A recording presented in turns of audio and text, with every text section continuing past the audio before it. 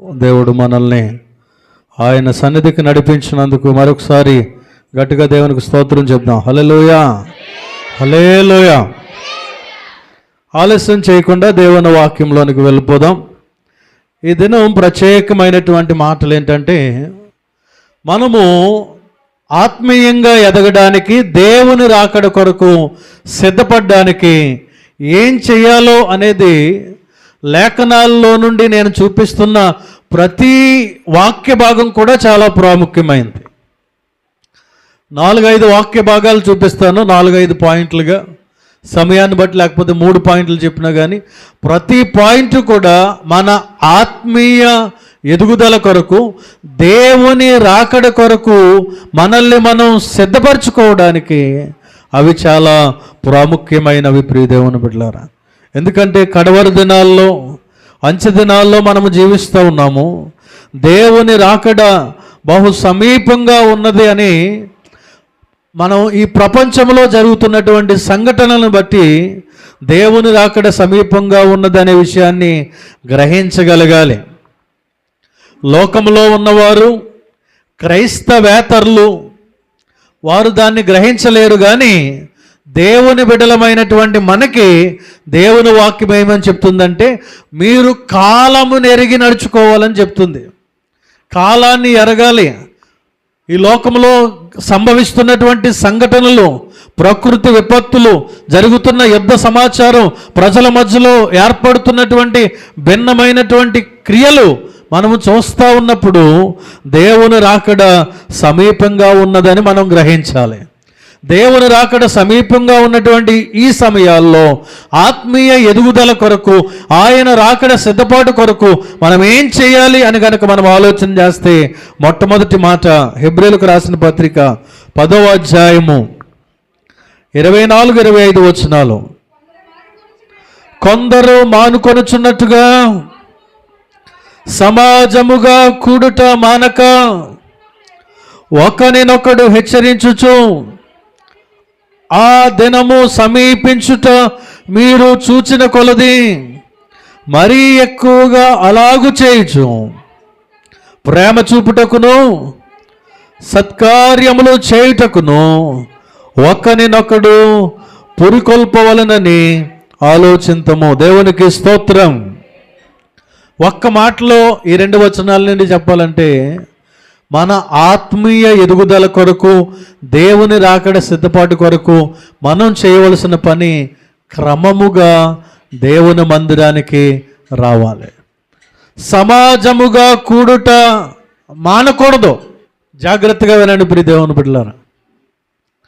మనం ఆత్మీయంగా ఎదగాలి, దేవుని రాకడ కొరకు సిద్ధపడాలి అంటే ఇంటి దగ్గర కూర్చుంటే అవుతుందా?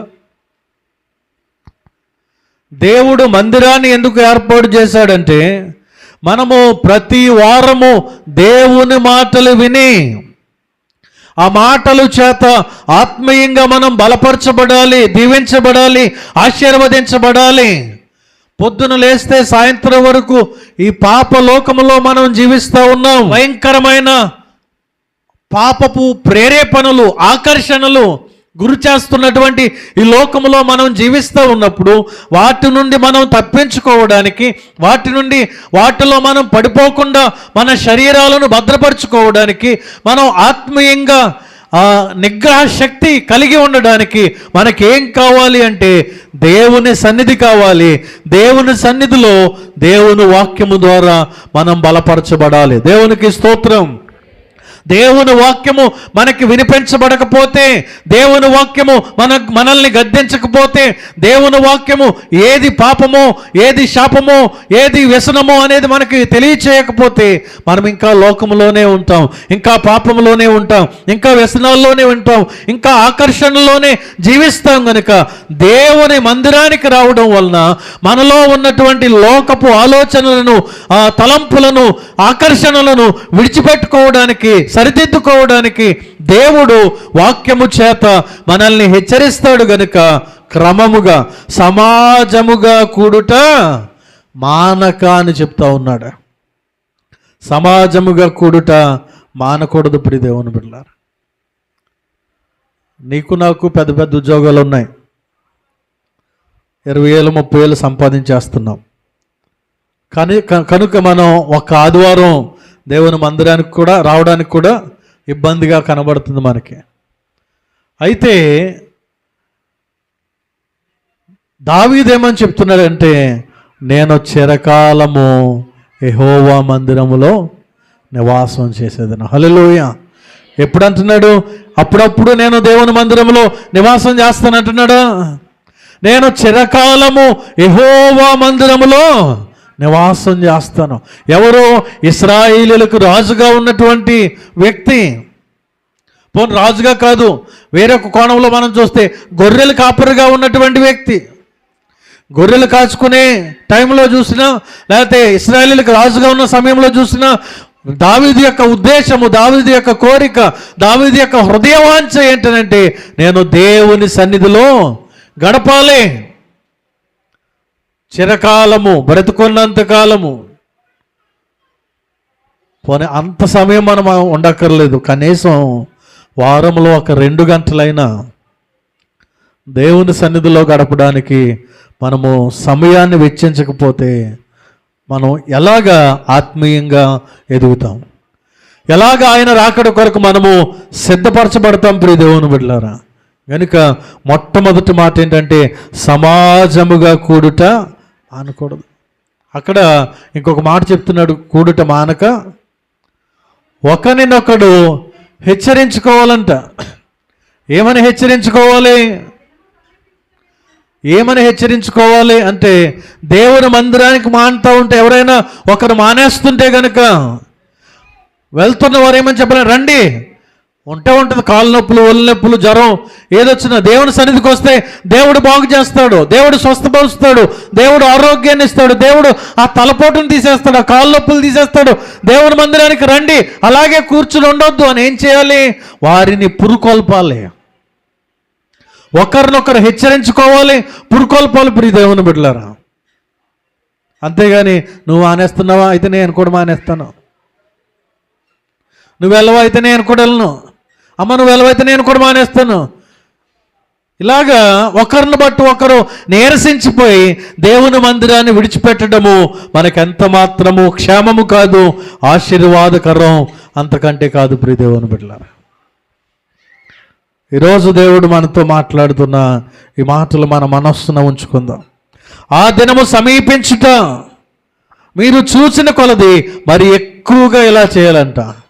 దేవుని రాకడ సమీపంగా ఉంది అని తెలుస్తున్నప్పుడు ఆదివారం వచ్చేయాలి, బుధవారం వచ్చేయాలి, శుక్రవారం వచ్చేయాలి, ఆల్నైట్ ప్రేయర్స్కి వచ్చేయాలి, అన్ని ప్రేయర్స్ కూడా వచ్చేయాలి. ఎందుకంటే దేవుని రాకడ వస్తూ ఉంది, దేవుని రాకడ సమీపంగా ఉంది. కాబట్టి నేను ఇంకా దేవునిలో ఎదగాలి, ఇంకా వాక్యాన్ని నేర్చుకోవాలి, ఇంకా పరిశుద్ధపరచబడాలి, ఇంకా ప్రార్థనలో ఎదగాలి, ఇంకా నేను దేవునికి దగ్గరగా జీవించాలి అనేటువంటి ఉద్దేశంతో ఆ దినము సమీపించుట కొలది మరి ఎక్కువగా మనము సమాజముగా కూడుకోవాలంట. ప్రియ దేవుని బిడ్డలారా, ఒకరినొకడు పురుకొల్పుకోవాలి. వాళ్ళు మానేస్తే మాకెందుకు, వాళ్ళు వెళ్తే మాకెందుకు అన్నట్టుగా కాదు, మనం ఒకరినొకరు పురుకొల్పుకోవాలి. ఒకవేళ మీ ఇంటి పక్క వాళ్ళు రాలేదు, మీ ఇంటి ఎదురుగుండా వారు రాలేదు, ఒకవేళ చర్చ అయిపోయిన తర్వాత అయినా వారితో మాట్లాడలే. ఎందుకు రాలేదు? బలహీనంగా ఉన్నారా, లేకపోతే ఎక్కడికైనా ఊరు వెళ్ళారా ఏంటని వాకబు చేయాలి, వారిని గురించి విచారణ చేయాలి. విచారణ చేసి ఈ వారం మానేస్తే మళ్ళా వచ్చే వారం మానకండి. ఈ విధంగా ఒకరిని ఒకరు ఒక్కొక్క కుటుంబం ఇంకొక కుటుంబాన్ని పురుకొల్పుకున్నప్పుడు వారు దేవునిలో ఎదగడానికి, దేవుని రాకడ కొరకు సిద్ధపరచబడ్డానికి అది చక్కటి అవకాశం అవుతుంది. దేవునికి స్తోత్రం, హల్లెలూయా. సంఘానికి క్రమంగా మానకుండా రావాలని మొట్టమొదటి మాట మనకు తెలియచేస్తూ ఉన్నది. ప్రియ దేవుని బిడ్డలారా, రెండవ మాట మనం చూసినట్లయితే ఆత్మీయంగా మనం ఎదగాలి, ఆయన రాకడ కొరకు సిద్ధపరచబడాలంటే ఎఫెసీయులకు రాసిన పత్రిక 4వ అధ్యాయము 23 నుండి 32 వరకు. అయితే ఒక వచనం చదివి ఆగండి, ఒక వచనం చదివిన తర్వాత నేను దాన్ని వివరిస్తానా. నూతన పరచబడాలి. అమ్మ జాగ్రత్తగా వినండి, నూతన పరచబడాలి. నూతన పరచబడాలంటే ఏం చేయాలి? కాగా ఎవడైనను క్రీస్తునందు ఉన్న ఎడల వాడు ఏ సృష్టి? దేవుని సృష్టి కాదు, నూతన సృష్టి. కాగా ఎవడైనను క్రీస్తునందున్న యెడల వాడు నూతన సృష్టి, పాతవి గతించెను, ఇదిగో సమస్తమును నూతనమాయెను. అంటే దేవునిలోనికి వచ్చిన తర్వాత, రక్షించబడిన తర్వాత మన పాత జీవితాన్ని, పాత స్వభావాన్ని విడిచిపెట్టేసి నవీన స్వభావాన్ని ధరించుకోవాలి. కొత్త స్వభావం, కొత్త ఆలోచనలు, కొత్త తలంపులు, అంటే పరిశుద్ధమైనటువంటి ఆలోచనలు, పరిశుద్ధమైనటువంటి తలంపులు మనకు రావాలి. తర్వాత 25వ వచనం చూడండి. మనం ఒకరికొరకు ఒకరు అవయములై ఉన్నాము గనుక మీరు అబద్ధమాడుట మాని ప్రతి వాడును తన పొరుగువానితో సత్యమే మాట్లాడవలను. జాగ్రత్తగా వినండి, నేను చెప్తున్నాను కదా, దేవుని రాకడ కొరకు మనము సిద్ధపరచబడాలంటే ఈ లక్షణాలు మనలో ఉండాలి. ఒకటి, నూతన పరచబడి నవీన స్వభావం ధరించుకోవాలి. ఇందులో రెండో మాటలో చెప్తున్నాడు ఏంటంటే, ఒకరికొకరు మీరు అబద్ధం ఆడొద్దు. మీరు పక్క వాళ్ళతోటి, ఇరుగు పొరుగు వాళ్ళతోటి, లేకపోతే అందరితోటి కూడా ఏం చేస్తున్నారు? మీరు అబద్ధాలు ఆడేస్తున్నారు. మీరు అబద్ధమాడుట మాని ప్రతి వాడును తన పొరుగువానితో సత్యమే మాట్లాడవలను. సత్యం కొంచెం ఇబ్బందికరంగా ఉండొచ్చు, ఎదుటివారిని బాధ పెట్టే విధంగా ఉండొచ్చు. అయినా కానీ ఒక అబద్ధం ఆడితే దాన్ని కప్పిపుచ్చడానికి మరలా 100 అబద్ధాలు ఆడాల్సి వస్తుంది. దాన్ని కవర్ చేయడానికి 1000 అబద్ధాలు ఆడాల్సి వస్తుంది. అలా కాకుండా నిజమే మాట్లాడేస్తే, ఉన్నట్టుగానే మాట్లాడేస్తే అప్పుడు కొంచెం కఠినంగా ఉండొచ్చు, కానీ ఆ తర్వాత ఉన్నట్టుగా చెప్పారన్న మాట సంతోషాన్ని కలిగిస్తుంది. ప్రియ దేవుని బిడ్డలారా, కనుక దేవుని వాక్యం ఏం చెప్తుందంటే, మీరందరూ అవయవాలై ఉన్నారు. దేవుని సంఘములో అవయవాలై ఉన్నారు కాబట్టి మీలో ప్రతివాడు కూడా అబద్ధం ఆడొద్దు. ఏం మాట్లాడాలంట? సత్యమే మాట్లాడవలను అని దేవుని వాక్యం చెప్తుంది. ఒకటి, ఈ పారాగ్రాఫ్లో 23 నుండి 32 వరకు ఈ రెండో భాగంలో మనం చూస్తే నవీన స్వభావం అంటే కొత్త స్వభావం ఉండాలి. పాప స్వభావము ఉండకూడదు. రెండవది, అబద్ధాలు ఆడకూడదు, సత్యమే మాట్లాడాలి. మూడవది, తర్వాత వచ్చిన చదవండి. కోపపడుడి గాని పాపము చేయకుడి, సూర్యుడు అస్తమించు వరకు మీ కోపము నిలిచి ఉండకూడదు. దేవునికి స్తోత్రం. మూడవది, ఈ పారాగ్రాఫ్లో మూడో మాట ఏంటంటే, కోప్పడండి కానీ రోజుల తరబడి అన్నం తినడం మానేసి, మాట్లాడడం మానేసి, నువ్వు అటు నేను ఇటు అన్నట్టుగా ఉండకూడదు. దేవుని బిడ్డలముగా, క్రైస్తవులముగా కోపాలు వస్తాయి. కోపం రాదు అని నేను చెప్పట్లేదు. మీకంటే ఎక్కువ నాకు చాలా కోపం అందరికీ వస్తుంది. ఎందుకంటే మంచి ఉప్పు కారాలతో తింటాం కాబట్టి మనకి ఈ శరీరంలో ఉన్నప్పుడు కోపం రావడం సహజం. మన ప్రభు అయిన యేసుక్రీస్తు కూడా కోపం వచ్చిందా రాలేదా? నేను ఎప్పుడు చూడలేదండి అన్నట్టు చూస్తున్నారు నన్ను. ఎప్పుడు వచ్చింది చెప్పండి? ఆయన మందిరాన్ని వ్యాపార పుటిల్లుగా చేసి అందులో పేకాటాడుతూ డబ్బులు రోకలు మారుస్తూ ఉన్నప్పుడు కొరడా తీసుకుని వెళ్ళి వారందరినీ కూడా చెదరగొట్టేసి కోపంగా మాట్లాడక, నా ఇంటిని గురించిన ఆసక్తి నన్ను భక్షిస్తూ ఉంది అని కోపంగా వాళ్ళందరినీ కూడా చెదరగొట్టి అవన్నీ కూడా పడద్రోసినట్టుగా మనం చూస్తూ ఉన్నాం. కోపం వస్తుంది కొన్ని సందర్భాల్లో. అయితే ఆ కోపం ఎప్పటి నుంచి అంటే పొద్దున్న నుంచి సాయంత్రం వరకు ఉండాలి. సాయంత్రం పడుకొని పొద్దున్న లేచినప్పుడు మరలా ఒరే అన్నయ్య, లేకపోతే ఏమండి అని ఈ విధంగా మీరు మాట్లాడుకోవాలి. మళ్ళీ వెంటనే ఆ కోపాన్ని ఇంకా పొడుగ్గా సాగదీసేయకూడదు. కోపాన్ని సాగదీస్తే ఏమొస్తుందంట? పాపం వస్తుందంట. ఆ కోపాన్ని అలాగే మన మనసులో బిగబెట్టేసుకుంటే పాపం చేసిన వారు అవుతాం మనం. కాబట్టి మన ఎదుటివారు మన కోపాన్ని చూపించిన, మనం ఎదుటివారి మీద కోపాన్ని చూపించిన, ఏదో ఒక విధంగా సాయంత్రానికి కాంప్రమైజ్ అయిపోవాలి, సమాధాన పడిపోవాలి. మీ కోపము సూర్యుడు అస్తమించే లోపల అది వెళ్ళిపోవాలి, కానీ అది అలాగే నిలిచి ఉండడానికి వీల్లేదు. అలా నిలిచి ఉందంటే అది నీలో పాపముగా తయారైపోతుంది. కాబట్టి కోపపడుడు కానీ పాపము చేయకుడి, సూర్యుడు అస్తమించు వరకు మీ కోపము నిలిచి ఉండకూడదు. క్రైస్తవుడా, దేవుని బిడ్డ, కోపాలతోటి మాట్లాడకుండా ఉంటున్నారా ఒకరొకరికి? అయితే దేవుని వాక్యం చెప్తుంది, ఎత్తబడే గుంపులో నీవు ఉండాలంటే, దేవుని రాకడలో నువ్వు ఎత్తబడాలంటే, నీవు నీ సహోదరి సహోదరులను, నీకు విరోధంగా ఎవరైతే కోప్పడ్డారో వారిని క్షమించగలగాలి, వారితో సమాధాన పడాలి. అప్పుడే ఆయన రాకడలో ఎత్తబడే గుంపులో మనం ఉంటాము. కనుక ఈ రెండో పారాగ్రాఫ్, ఈ పారాగ్రాఫ్లో మనకు చెప్తున్న మూడో మాట ఏంటంటే కోప్పడకూడదు. ఒకవేళ కోప్పడినా సమాధాన పడిపోవాలి. 27-28 వచనాలు. అపవాదికి చోటియ్యకుడి, దొంగిలవాడు ఇక మీదట దొంగిలక, అక్కర గలవానికి పంచిపెట్టుటకు వీలు కలుగు నిమిత్తము తన చేతులతో మంచి పనులు చేయుచు కష్టపడవలను. చాలండి.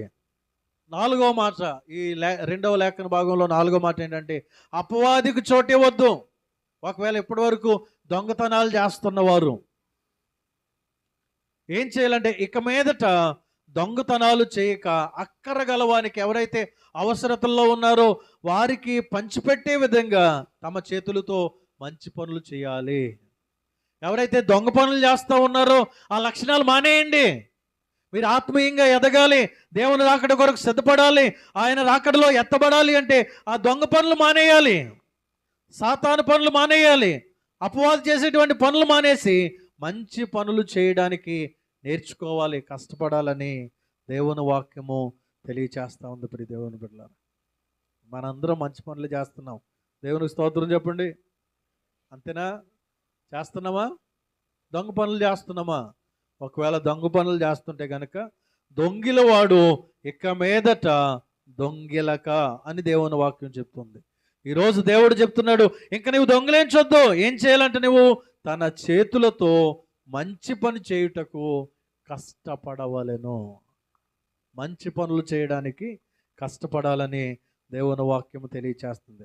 తర్వాత 29వ వచనం, వినువారికి మేలు కలుగునట్లు అవసరమును బట్టి క్షేమాభివృద్ధికరమైన అనుకూల వచనమే పలుకుడి గాని దుర్భాష ఏదైనను మీ నోట రానియకుడి. చూడండి, ఆయన రాకడ కొరకు దేవుడు మనల్ని సిద్ధపరుస్తున్నాడు అంటే మన స్వభావాలన్నిటినీ కూడా సరిచేసుకోవాలని ఒకదాని తర్వాత ఒకటి, ఒకదాని తర్వాత ఒకటి, చూడండి లైన్గా ఇవన్నీ దేవుడు మనకి బయలుపరుస్తూ ఉన్నాడు.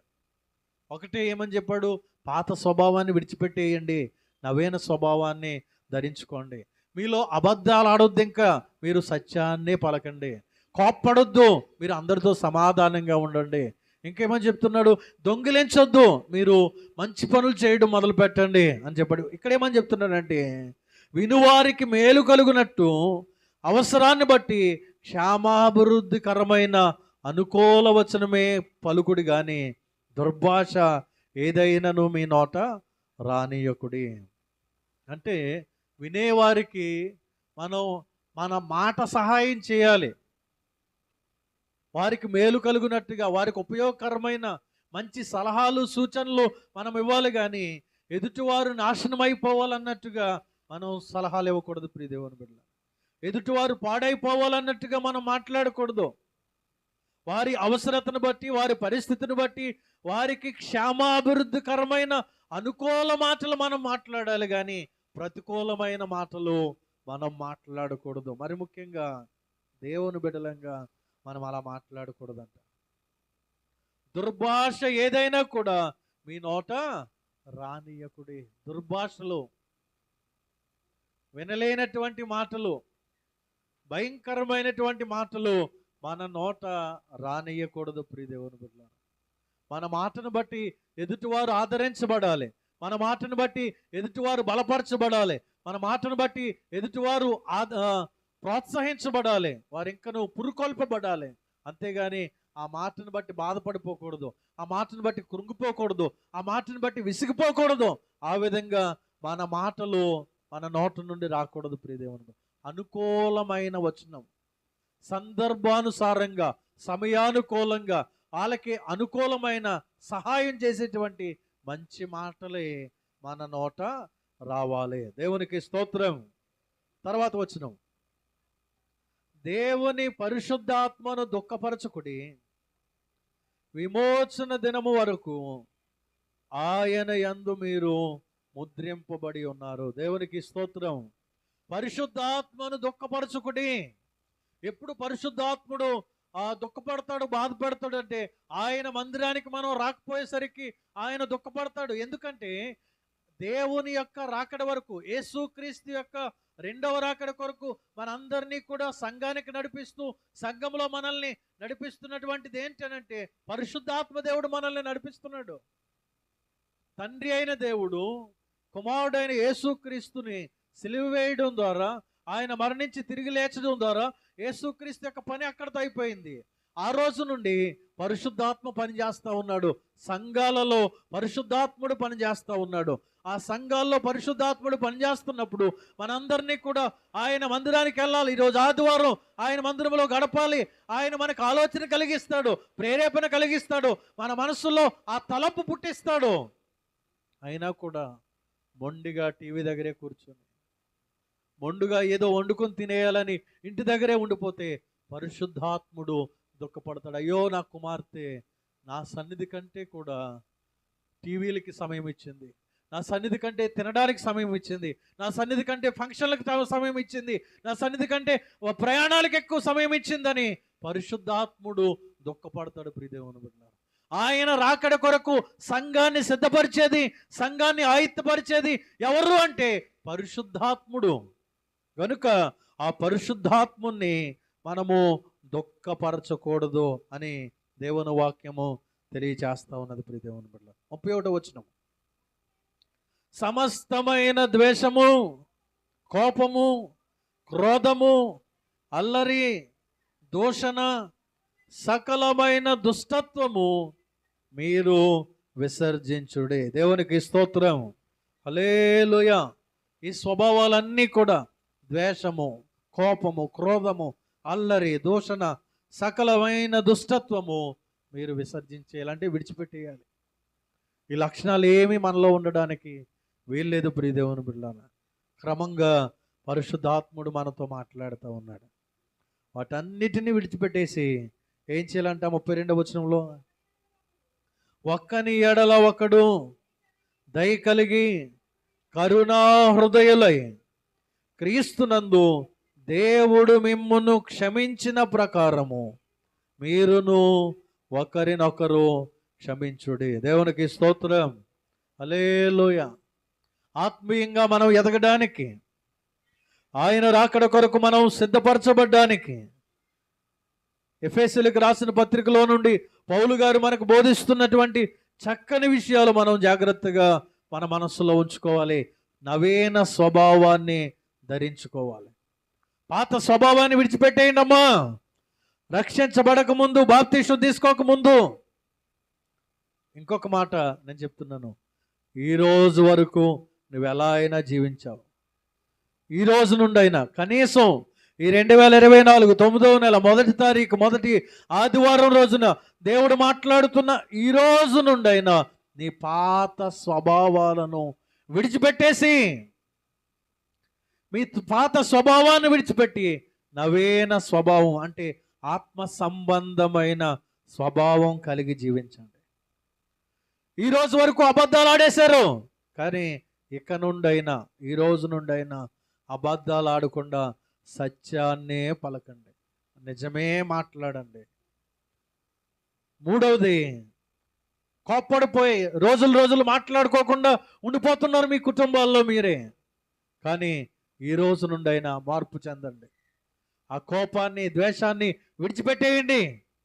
మరలా కలుసుకోండి, సమాధాన పడండి. దేవాతి దేవుడు ఆయనను చంపేస్తున్న వారిని క్షమించినటువంటి గొప్ప దేవుడు ఆయన. గనుక అంతకంటే ఘోరమైనటువంటి పాపాలు మన మధ్యలో ఉండవు. గనుక మనము కోప్పడకుండా ఒకరి ఎడల ఒకరు ప్రేమ కలిగి ఉండాలి. అపవాదికి చోటు ఇవ్వద్దు. ఇంతవరకు దొంగ పనులు చేశారేమో, ఈ రోజు నుండి వాటన్నిటిని విడిచిపెట్టేయండి. మంచి పనులు చేయడానికి నేర్చుకోవాలని దేవుని వాక్యం తెలియజేస్తుంది.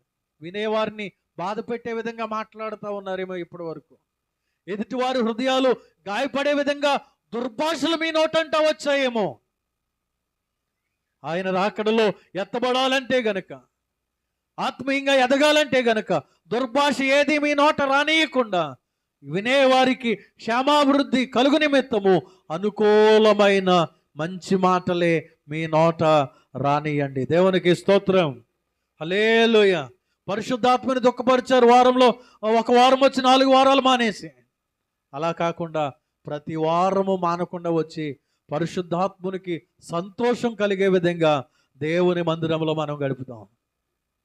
అదేవిధంగా ఇంకా క్షమించినటువంటి కఠినమైన హృదయం మనలో ఉండకుండా, మన ఎదుట ఏ విధంగా ఎవరు తప్పులు చేసినా క్షమించేటువంటి క్రీస్తు యేసుకు కలిగినటువంటి ఈ కరుణా హృదయము మనము కలిగి ఉందాం ప్రియ దేవుని బిడ్డలారా. ఇది 2వ లేఖన భాగం. మొదటి లేఖన భాగం హెబ్రీ 10 చదివాం, 2వది ఎఫెసీలో చదివాం. 3వ మాటని చదివి 3వ సందర్భాన్ని చదివి నా మాటల ముగింపులోకి తీసుకొస్తాను. మత్తయి సువార్త 24వ అధ్యాయం. మత్తయి సువార్త 24వ అధ్యాయం 44వ వచనం నుండి ఒక్కొక్క వచనం చదవండి. ఒక్కొక్క వచనం. మీరు అనుకొనని గడియలో మనుష్య కుమారుడు వచ్చును గనుకనే మీరును సిద్ధముగా ఉండుడి. దేవునికి స్తోత్రం. హల్లెలూయా. ఒకవేళ మన బంధువులు, మన స్నేహితులు, శ్రేయోభిలాషులు ఎవరైనా మన ఇంటికి వస్తున్నారు అనుకోండి, మ్యాక్సిమం అంటే ఇంతకుముందు అయితే ఫోన్లు, ఉత్తరాలు ఉండే, కానీ ల్యాండ్ ఫోన్లు ఉండేవి, లేకపోతే ఆ ఫోన్లు కూడా ఉండే అవకాశం ఉండేది కాదు. కాబట్టి వారు వచ్చేస్తూ ఉండేవారు, సడన్గా మనకు తెలిసేది కాదు. కానీ ఈ రోజుల్లో ఎవరైనా వస్తున్నారంటే ముందు ఏం చేస్తారు? ఫోన్ చేసి మేము వస్తున్నాం, మీరు ఉంటారా, డ్యూటీకి వెళ్తారా, ఏ టైంకి మీరు ఉంటారా, ఆ టైంకి వస్తాం మేము అని ఫోన్లు చేసి వస్తూ ఉన్నారు. లేకపోతే మనం ఎక్కడికి వెళ్ళాలన్నా వారిని ఫోన్ చేసి మేము బయలుదేరుతున్నాం, మీరు ఇంటి దగ్గర ఉంటారా, ఈరోజు మీరు ఖాళీగానే ఉంటారా లేదా అని ఈ విధంగా మనము ఎవరినైనా కలవడానికి వెళ్ళినా, లేకపోతే మన బంధువుల ఇంటికి వెళ్ళినా, ఎక్కడికి వెళ్ళినా ఈ విధమైనటువంటి సంభాషణ జరుగుతుంది.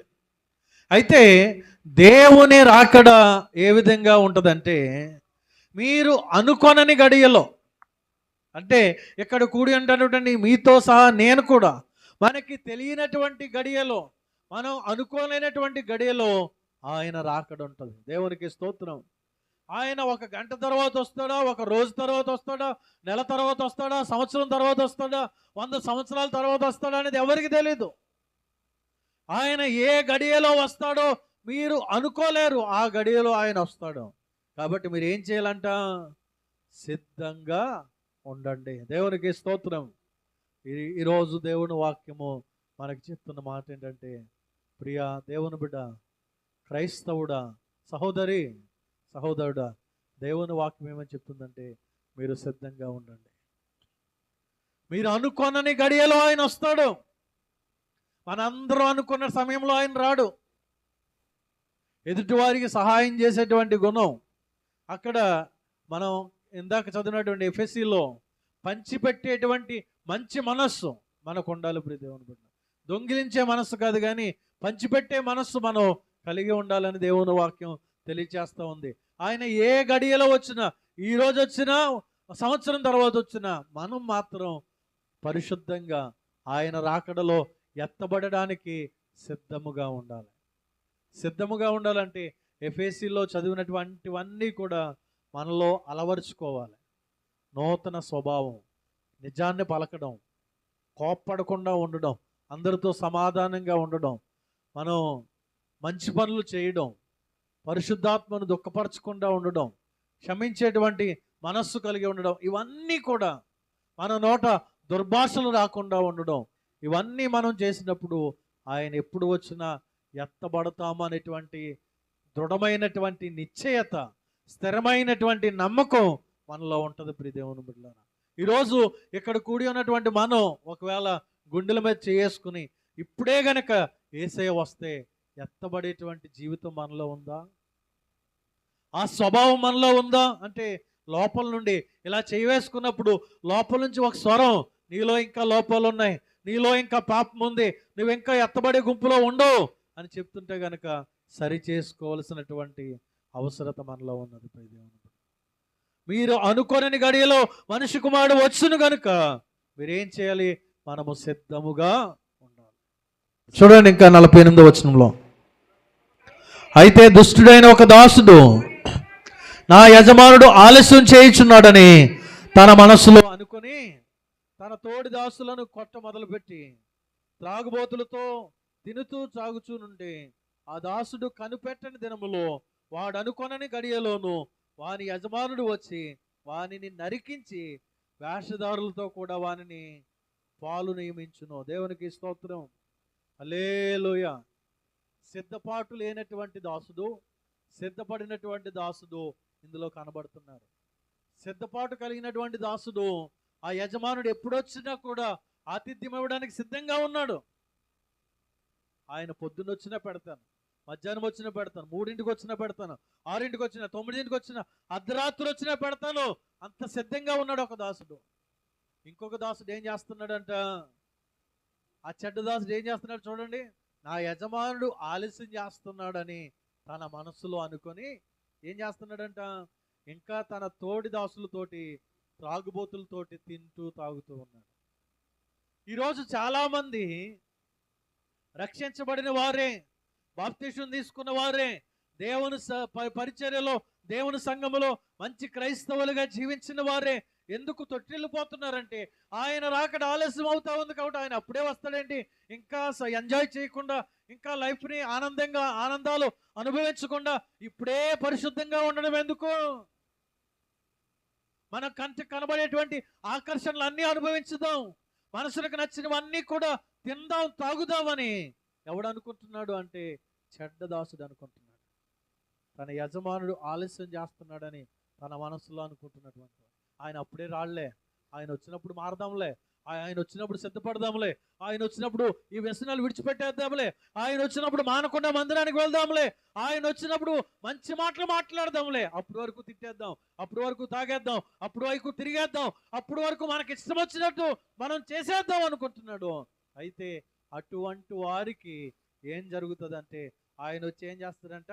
వానిని నరికించి వేషధారులతో కూడా వానిని పాలు నియమించును, అక్కడ ఏడ్పును పండ్లు కొరుకుటయో, నథింగ్ బట్ హెల్, నరకములో వానిని పడద్రోస్తాడు. దేవునికి స్తోత్రం. హల్లెలూయా. ఈరోజు ఈ మాటలు వింటున్న ప్రియ దేవుని బిడ్డ, అప్పుడే వస్తారేంటి, 119 సంవత్సరాలైంది మా చర్చికటి ఇంకా రాలేదేసి అనుకుంటున్నారేమో. కాదు, అందరూ అంతటను మారు మనసు పొందాలి. ఇది దేవుని యొక్క ఉద్దేశం, దేవుని యొక్క చిత్తం, దేవుని యొక్క ప్రణాళిక. అందరూ మారు మనసు పొందాలి, అందరికీ అవకాశం ఇస్తాడు. అందరూ మారు మనసు పొందాలంటే 800 కోట్ల మందికి పైగా ఉన్నారు ప్రపంచంలో. అంటే 800 కోట్ల మంది చర్చికి వచ్చే వరకు ఆయన రాడా అని కాదు, అందరికీ సువార్త ప్రకటించబడాలి. సువార్త అందరికీ ప్రకటించబడాలి. సువార్త అన్ని దేశాలకి, అన్ని గ్రామాలకి, అన్ని ఇండ్లకు సువార్త ప్రకటించబడాలి. కానీ అందరూ నమ్మరు. జాగ్రత్తగా వినండి. 800 కోట్ల మందికి సువార్త ప్రకటించబడాలి. సువార్త ప్రకటించబడడం అయిపోయిన వెంటనే ఆయన రాకడ వస్తుంది. ఆయన రాకడలో చాలా మంది నమ్మని వారు ఉంటారు, కానీ సువార్త వినిపించబడుతుంది. ఎందుకంటే ఆ సువార్త వినిపించబడకపోతే అతడికి తీర్పు తీర్చబడే అవకాశం ఉండదు. తీర్పు తీర్చే సమయాన్న దేవుడు అడుగుతాడు, నువ్వెందుకు మార్పు చెందలేదు? నరకానికి పంపేస్తున్నప్పుడు ఎందుకు నన్ను నరకానికి పంపేస్తున్నావు? అతడు అంటే గనక, ఇదిగో ఫలానా సంవత్సరంలో నా దాసులు వచ్చి నీకు కరపత్రికనిచ్చారు, లేకపోతే వీధిలో సువార్త చెప్పుకుంటూ వెళ్ళారు, యేసుని నమ్మండి, రక్షణ పొందండి, మారు మనసు పొందండి, పరలోకానికి రండి అని ప్రకటిస్తూ నా దాసులు వెళ్ళారు. ఆ మాటలు విన్నావు, కానీ మార్పు చెందలేదు. నీ ఇంటికి వచ్చి కొత్త నిబంధన ఇచ్చారు, నువ్వు చదవలేదు. నీ చేతిలో కరపత్రాన్ని పెట్టారు, సువార్త పత్రిక పెట్టారు, నువ్వు చదవలేదు. కాబట్టి నీవు ఇప్పుడు నరకానికి వెళ్ళిపోవాలి. దేవునికి స్తోత్రం. హల్లెలూయా. అందరికీ సువార్త ప్రకటించబడిన వెంటనే దేవుని రాకడ ఉంటది. ప్రియ దేవుని బిడ్డలారా, అందరూ మారు మనసు పొందరు, సువార్త వింటారు కానీ కఠినంగానే ఉంటారు.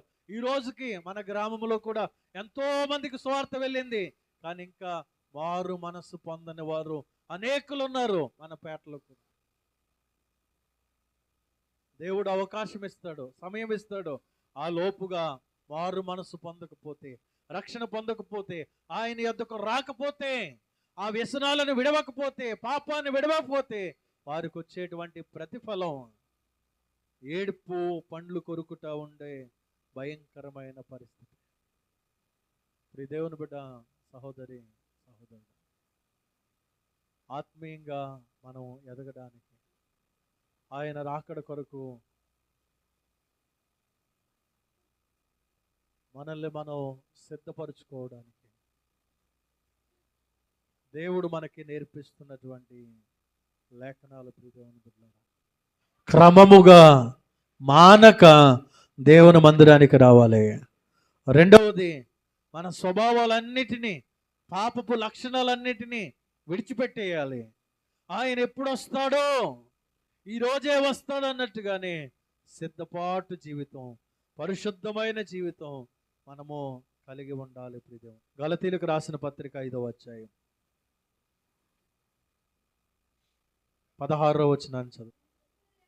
నేను చెప్పింది ఏమనగా, ఆత్మానుసారముగా నడుచుకొనుడి, అప్పుడు మీరు శరీరేచ్ఛను నెరవేర్చరు. దేవునికి స్తోత్రం. ఆత్మీయంగా ఎదగడానికి, ఆయన రాకడలో ఎత్తబడ్డానికి ఆత్మానుసారంగా నడుచుకోవాలి.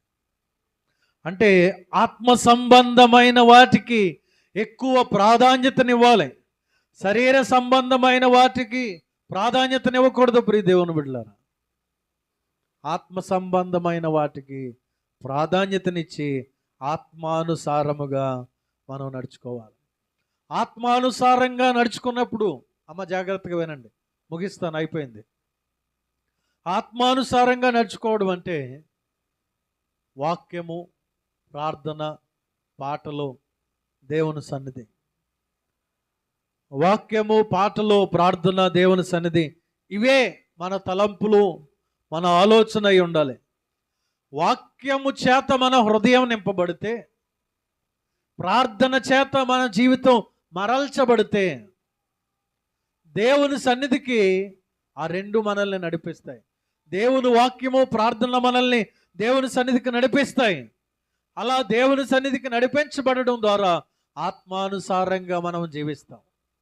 మనలో వాక్యం లేకపోతే ప్రార్థించాలనే మనస్సు మనకు రాదు. మనలో వాక్యం లేకపోతే మన ఇష్టం వచ్చింది మనం చేస్తాం.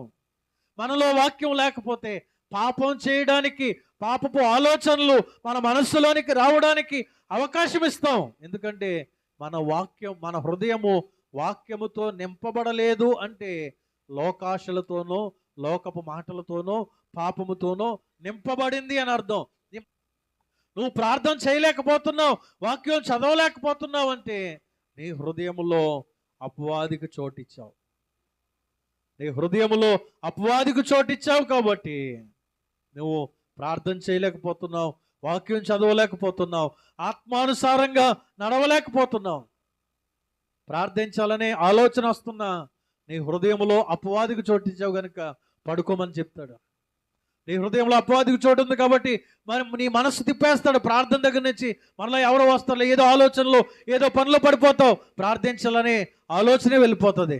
వాక్యం చదువుకుందాం అనుకుంటావు, మరలా సాతాను నుండి నిన్ను ప్రేరేపించి వాక్యం చదవకుండా ఏదో సెల్ ఫోన్ రింగ్ అవుతుంది, లేకపోతే అప్పుడే ఏదో వాట్సాప్లో ఏదో మెసేజ్ వస్తుంది, లేకపోతే యూట్యూబ్లో ఏదో ఒక షార్ట్స్ చూస్తూ ఉంటావు. ఆ విధంగా నీవు వాక్యం చదవాలనే మనస్సు కూడా, ఆ సమయాన్ని కూడా దేవుడు, సాతానుడు త్రిప్పివేస్తాడు. ప్రియ దేవుని బిడ్డలారా, ఆత్మానుసారంగా మనం నడుచుకుంటే ఆయన రాకడ కొరకు మనం సిద్ధపడతా ఉంటాం. ప్రియ దేవుని బిడ్డలారా, శరీరేచ్ఛలు మనం నెరవేర్చాం. ప్రార్థించే మనస్సు, వాక్యం చదివే మనస్సు నీకుంటే గనుక నువ్వు దేవుని కొరకు నిలబడుతున్నటువంటి బిడ్డవు, నువ్వు దేవుని కొరకు నిలబడుతున్నటువంటి విశ్వాసవి. నువ్వు అలా దేవునిలో, ప్రార్థనలో, వాక్యంలో ఉంటే పాపపు ఆలోచనలు నీకు రావు. సాతానుడి నీ మీద ఏలుబడి చేయలేడు. దేవునికి స్తోత్రం, హల్లెలూయా. పాపము, ప్రార్థన పాపం చేయకుండా నిన్ను ఆపుతుంది. వాక్యము నీ హృదయములోనికి పాపము రాకుండా అడ్డుకుంటుంది. దేవునికి స్తోత్రం. కనుక ప్రార్థన వాక్యము మన హృదయములో నిలిచి ఉన్నప్పుడు మనము ఆత్మానుసారముగా నడుచుకుంటాం. కనుక వీటన్నిటినీ క్రమముగా మనము అనుసరించాలి. ఆయన రాకడ కొరకు సిద్ధపడుతూ ఉండాలి. ఇదంతా ఒక్క రోజులో అయిపోయే పని కాదు. నేనేదో 30 నిమిషాలు 40 నిమిషాలు ఈ మాటలు చెప్పేశాను, కానీ ఇది ఒక్క రోజులో అయిపోయే పని కాదు. మన జీవితాంతము వరకు, ఆయన రాకడ పర్యంతం వరకు ప్రతిరోజు నూతన పరచబడుతూ ఉండాలి. ప్రతిరోజు పాపములో నుండి మనం పరిశుద్ధపరచబడుతూ ఉండాలి. మన నోటి నుండి అపవిత్రమైన మాటలు రాకుండా, అబద్ధాలు రాకుండా, నిజాన్ని సత్యాన్ని పలకడానికి జాగ్రత్తగా ఆచితూచి మాట్లాడాలి. కోప్పడకుండా సమాధాన పడుతూ ఉండాలి. దుర్భాషలు రాకుండా అనుకూలమైన మాటలు మాట్లాడాలి. పరిశుద్ధాత్మని దుఃఖపరచకుండా ఆయన సంతోషపరుస్తూ ఉండాలి. మనం అనుకొనని గడిలో ఆయన వస్తాడు గనుక ఆయన రాకడ కొరకు సిద్ధముగా ఉండాలి. ఆయన రాకడలో ఎత్తబడ్డానికి ఆత్మానుసారముగా మనము నడుచుకోవాలి. అట్టి కృప, అట్టి ధన్యత పరిశుద్ధాత్మ దేవుడు మనందరికీ అనుగ్రహించునుగాక. ఆమేన్. ఎత్తబడినటువంటి